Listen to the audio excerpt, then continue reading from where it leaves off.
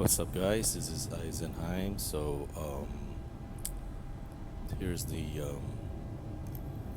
Here's the normal speed of my fork. So first of all, the fork. I don't know how to make a URL. It doesn't work if for some reason, if I use the Smithscall installer, I get like a loop. It goes back to the menu, to the you know, getting started. So I ended up installing it via SSH. So I'll put in the description the one-step install. Basically, you just copy it and then SSH to your C3 and then just run the command.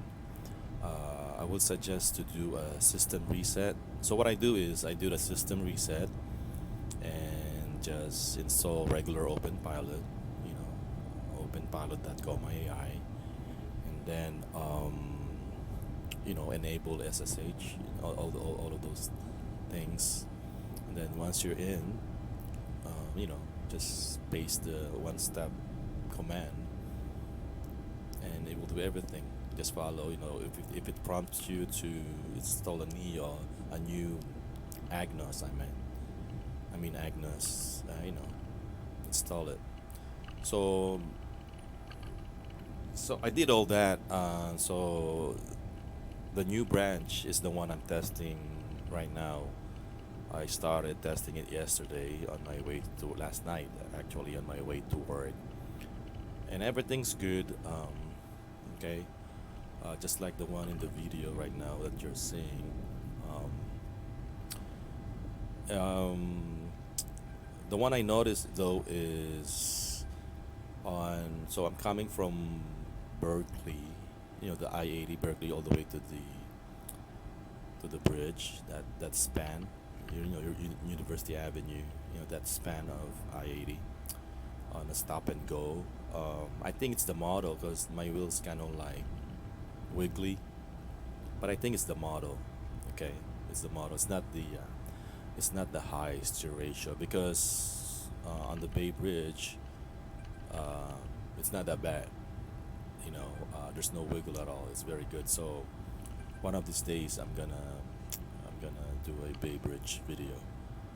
Um, Keeping said that, okay, this fork is. I only tested this fork on my Accord, so I don't know about any other car, any Honda car for that matter. So if you tested this one on your Civic or CRV or what have you, please let me know how the performance of your car. Did it make it aggressive on curb? It should be. The one thing I'm wondering if is the wheel is stable on high speed, just like the one you're seeing in the video right now.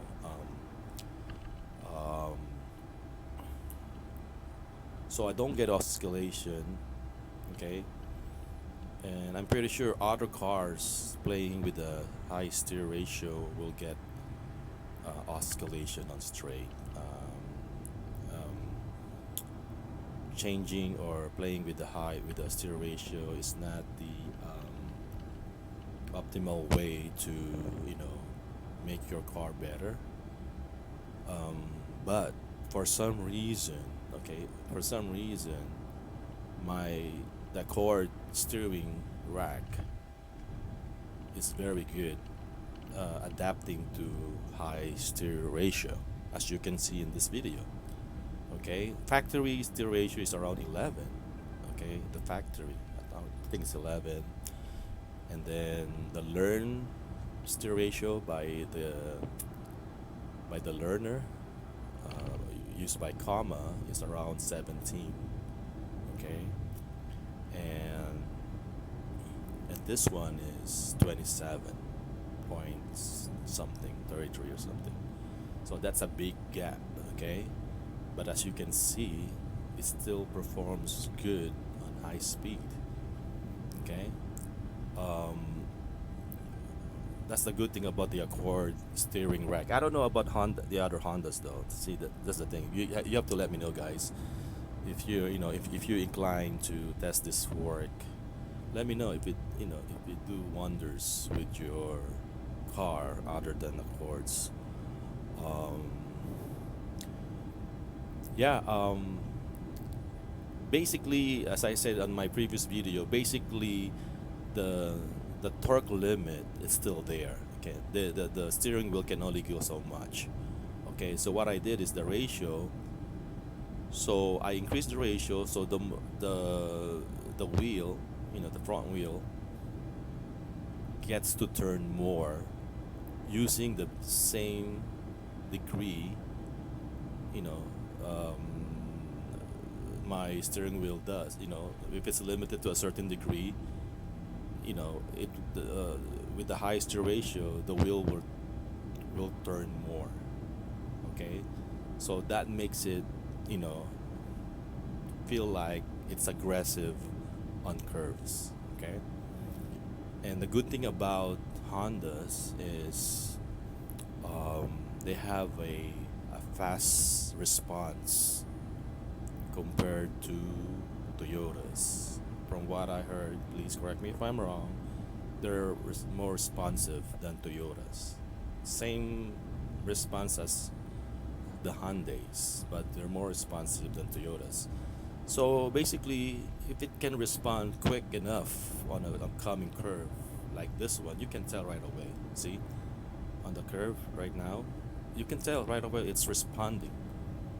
See, it's responding already. Like this one, I can feel it. It's responding already. Um, that makes it aggressive. Um, with a low steer ratio, you can feel how lazy it is on the coming curves. Okay, so basically, yeah, and you know what? I'm sorry, I'm hooked with this hack. I'm hooked. You know why? I can um, I can go with the flow of traffic, even if it's a fast flow of traffic. I can go toe to toe in a fast lane if I wanted to. Okay, that's how good the corners, the turning is with my Accord, as you can see here. Be in mind though, you if you're gonna do this, you really have to change your mentality from self-driving again. You have to change your mentality from self-driving into um, a souped up ADAS. Okay. Okay. Normal driving. Here in the video, I intentionally did not touch the wheels. You know, to give you a good idea how it works. But on normal driving, I usually touch the wheels. I mean, put my hand on the wheel, get that tactile feeling. That's how I drive. I still get the chill factor, but I don't exert effort. Now, especially now, since it's aggressive on curves, I most of the time, if not 100% of the time, I don't need to help it out. Okay? I only need to help it out is like if I'm really doing like 75 on a curve, I'm gonna help it out. But 65, no problem. Um, you know, no problem. I can go toe to toe with any traffic. Okay. So like for example, this one. I can go 65 here if I wanted to. It's just there's a car in front of me. Okay. Yeah. So basically, if you're an Accord owner and you try this fork, um, you're gonna get hooked. You're gonna love the curves. Okay. You're gonna love the curves to a point that if you go back to stock, you might miss it. Okay. Excuse me. You might miss it because the stock, you know, as is, because as I say, 17.5 steer ratio, it's not bad. It's still good. the learn steer ratio around 17. Um, Good thing about it is the car feels stable. Okay, it's really really stable. That's a good thing about it. It's just that it sucks on the curve because of the torque limit. Okay, if it's a Toyota, of course, no problem at all. But for Honda, you know, eh, we need to do something to make it aggressive on the curve. It's aggressive enough, the 17.5, but the 27 makes it way way aggressive. As you can see. Also, very important whenever you're testing this fork. Since you do a system reset, it will prompt you to calibrate. Okay, very important. I made the calibration longer with this fork, so instead of 5 blocks wanted, I made it into 15 blocks wanted. I don't know what it means. To tell you the truth, I don't know if it's placebo or not, but whatever that takes. Basically, it changing, from tripling the the blocks needed makes the calibration a bit longer. Probably it will take about a minute or so instead of less than a minute, which is not bad. Again, we are testing here. If it's a placebo effect, it's okay. I don't mind if it's a placebo as long as my car feels like this one. You know what I'm saying? So, as long as it doesn't have a negative effect, I don't, it's okay. We're testing here, guys. Um, and also, what I notice is, let's say your wheel is kind of, let's say, iffy. The drive is kind of iffy. What I do is, since the car is constantly calibrating, okay, the car is constantly calibrating. So what I do is, I hold the wheel, engage or not. I hold the wheel for a minute or so. Try centering it as much as I can for a minute or so. And you will feel a big difference on the drive. I've been testing this idea for quite a while now. From my old version of nuclear grade up to this one, the latest fork that I made. I could really tell the difference of holding the wheel straight. You know what I'm saying? Like as if you're calibrating initially. Okay? So basically, you don't. There's no need to pull over and reset your calibration. Basically, it does do make a difference. So if you wanna try it, hold the wheel for a few seconds and see how it feels like the drive. Let me know if it works or not. If it's placebo again it's placebo, but I know because I've been doing it. There is I can feel that improvement. Is that what I'm saying? That's the reason why. That's the reason why I increased the calibration time longer, hoping maybe I could retain that whatever feeling that I've been feeling for the car. Um, the car with the fork, the car is very stable, especially let's say no wind. The highway is straight, like a perfect highway, like the Bay Bridge, under the Bay Bridge, the lower deck of the Bay Bridge. So it's straight, coming from San Francisco. That thing from San Francisco to Yerba Buena, that thing is straight as hell. Man, no wiggle at the wheel at all. It's solid, it's solid.